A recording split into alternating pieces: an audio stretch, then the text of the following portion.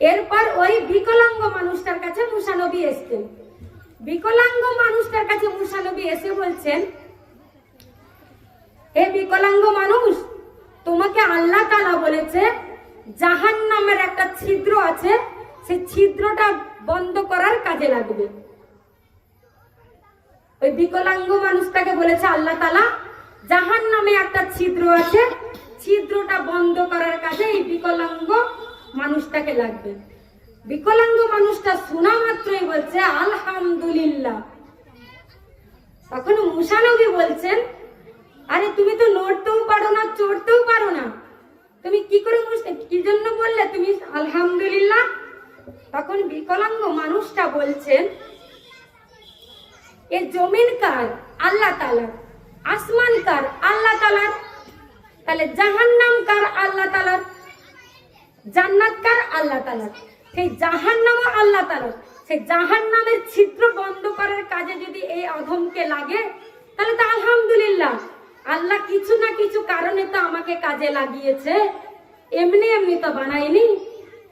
আল্লাহ তাআলার এই কথাগুলো, এই বিকলাঙ্গ মানুষের কথাগুলো আল্লাহ তাআলার এত পছন্দ হয়েছে, ওই বিকলাঙ্গর হাত আর পা গুলো আল্লাহ তাআলা সঙ্গে সঙ্গে সুস্থ করে তুলেছে। সকলেই বলেন আলহামদুলিল্লাহ। তাহলে আমরা বেশি বেশি শুকরিয়া আদায় করব তো? কি গো মানে মা বোনেরা, বেশি বেশি শুকরিয়া আদায় করব তো নাকি? দীর্ঘদিন বৃষ্টি না হলে যেমন গাছপালা, নতুন গাছপালা জন্মাতে পারে কি? মাটি ফেটে যায়, গাছপালা জন্মাতে পারে না। তেমনি মাঝে মাঝে এই হেদায়েত না পেলে মানুষের মন কঠিন ও অন্ধকার হয়ে যায়, এতে ধর্মের আলোরশ্মি পৌঁছাতে পারে না। তাই ধর্মের আলোরশ্মি যাতে পৌঁছাতে পারে, তাই আল্লাহ তাআলা নবী রাসূলগণকে মানুষকে সৎ পথে আনার জন্য নবী রাসূলগণকে পাঠিয়েছেন। মুহাম্মদ সাল্লাল্লাহু আলাইহি ওয়াসাল্লামের পরে, ওই নবী আসার পরে আর কোন নবী পৃথিবীতে আসবেন না। যেহেতু ওই নবীর পরে আর কোন নবী আসবেন না, তাহলে দিন প্রচারে কাদের কাজে লাগবে? সেই দায়িত্ব দেয়া হয়েছে আলেমদের উপরে। আলেমরা মানুষের কাছে দিন প্রচার করবে। তাই আমরা এই কুরআনের মজলিসে এসে আল্লাহর আদেশ এবং নিষেধ, আল্লাহ যা আদেশ করেছেন তা কিভাবে উপায় মানব, কি উপায়ে, আর আল্লাহ যা নিষেধ করেছেন সেই নিষেধ না মানলে কি শাস্তি আছে, সেই এই কুরআনের মজলিসে আসলে এসব জানা যায়। গোটা বিশ্বের মানুষের কাছে রাব্বুল আলামিন মুহাম্মদ সাল্লাল্লাহু আলাইহি ওয়াসাল্লামকে রহমত হিসেবে পাঠিয়েছেন। আল্লাহ তাআলা বলেন, ওমা আরসালনাকা ইল্লা রাহমাতাল লিল আলামিন।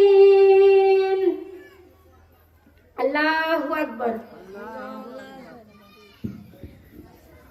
তামাম সৃষ্টি জগতের জন্য আল্লাহ মুহাম্মদ সাল্লাল্লাহু আলাইহি ওয়াসাল্লামকে রহমত হিসেবে পাঠিয়েছেন। আকাশের তারাগুলি, জান্নাতের তারাগুলি, আকাশের তারাগুলি, জান্নাতের তারাগুলি ঝিলিমিলি ঝিলিমিলি জ্বলছে। গাছে গাছে ফুলগুলো সৌরভে দুলছে, গাছে গাছে ফুলগুলো সৌরভে দুলছে। ও কে এসেছে? রাসূল এসেছে। ও কে এসেছে? হাবিব এসেছে। ও কে এসেছে? রাসূল এসেছে। ও কে এসেছে? হাবিব এসেছে। আমিনার কোলে চন্দ্র দোলে, আমিনার কোলে চন্দ্র দোলে, আকাশের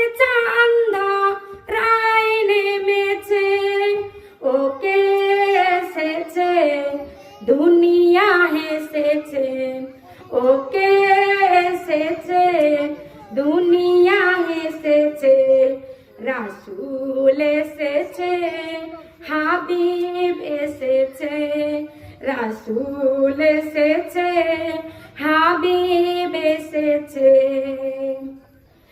আরবে দেশে কাবার পাশে, আরবে দেশে কাবার পাশে, মহামানবের সেরা মানব এসেছে। ওকে এসেছে, জান্নাত খুলেছে, ওকে এসেছে, জান্নাত খুলেছে।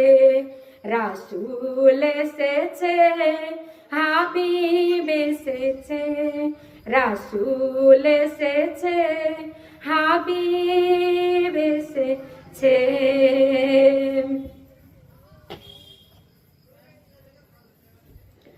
এবার রাব্বুল আলামিন আমার রাসূলকে রহমত হিসেবে পাঠিয়েছেন।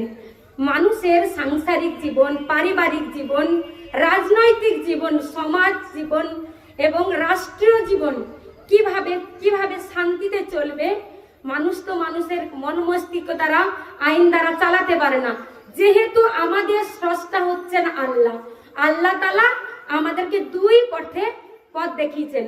এক হলো নবী রাসূলদের পথ অর্থাৎ জান্নাতের পথ, আর এক হলো শয়তানের পথ অর্থাৎ জাহান্নামের পথ। সকলে বলেন নাউজুবিল্লাহ। ফামান তাবিয়া হুদাইয়া ফালা খাউফুন আলাইহিম ওয়ালা হুম ইয়াহজানুন। আমার আল্লাহ তাআলা কোরআন শরীফের মধ্যে বলেছেন যে ও বান্দা বান্দি, তোমরা আমার কোরআনটাকে ধরো, আমার কোরআনটাকে মেনে চলো।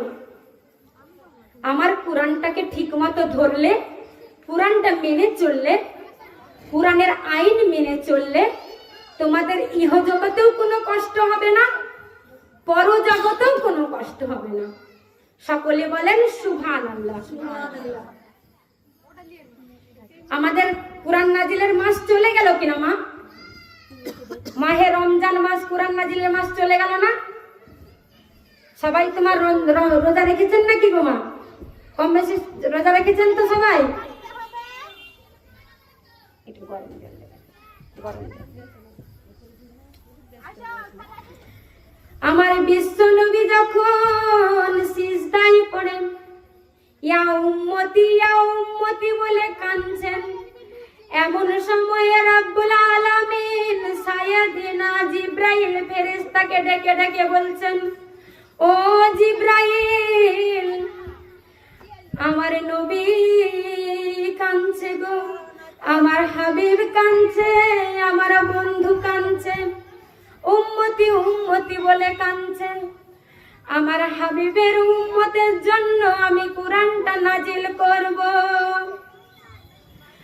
আমি আমার কোরআনটা প্রথমে আসমানে নাজিল করতে চাই। আল্লাহ তাআলা আসমানকে ডেকে বলছেন, ও আসমান, আমি আমার কোরআনটা আমি তোমার উপরে নাজিল করতে চাই। আসমান গো, তুমি আমার কোরআনটাকে গ্রহণ করো। আসমান তখন বলছেন, হে মাবুদ গো, আপনার কোরআনটা এত ভারী, আপনার কোরআনের ওজন এত, আমি আসমান সহ্য করতে পারবো না, আমি আসমান এই কোরআনের ভার নিতে পারবো না। আপনি আল্লাহ তাআলা যদি আপনি আপনার কোরআনটা আমার আসমানের উপর আপনি রাখেন, তাহলে আসমান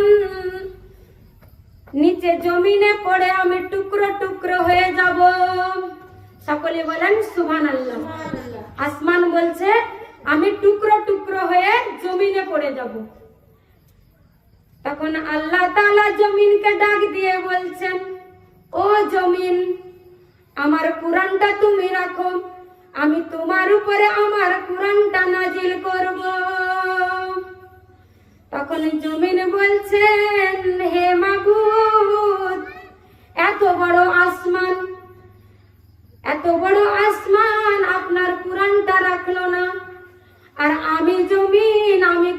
বুকটা কি করে রাখবো, আপনার কোরআনটা এত ভার আমি সহ্য করতে পারবো না, আমি জমিন দেবে নীল দরিয়া হয়ে যাব।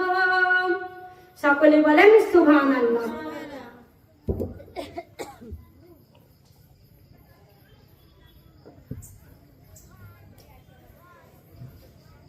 জমিন রাখলো না, এখন আসমানে রাখলো, আসমান রাখলো না, জমিন রাখলো না। এবার আল্লাহ তাআলা